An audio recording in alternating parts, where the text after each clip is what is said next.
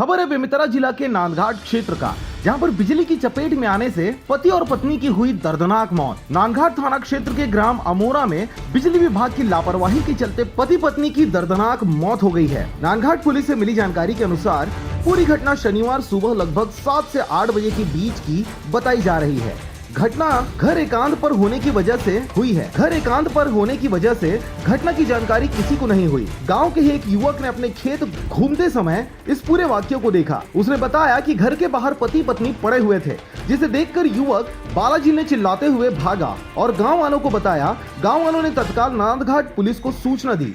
आज सुबह थाने में ग्राम अमोरा से सूचना मिला कि पति पत्नी करंट की चपेट में आने से मृत पाया गया है। उसी सूचना पर पुलिस आके अभी जांच पड़ताल कर रही है, मर्ग कायम कर जांच कर रही है। घटना की जानकारी मिलते ही मौके पर पहुंच पुलिस द्वारा मौका मुआयना किया गया, जिसमें प्रथम दृष्टया देखकर बिजली की सर्विस तार की चपेट में आने से पति तिहारू 55 वर्ष और पत्नी बजरही 52 वर्ष की दर्दनाक मौत की जानकारी हुई। इस दौरान आपको बता दें कि मृतक परिवार की एक बेटी है जो शादी होकर ग्राम खटाई गई हुई है और उन्हें जानकारी होने पर ग्राम अमोरा पहुंची, जिसके बाद से पूरे गांव में शोक की लहर दौड़ गई है।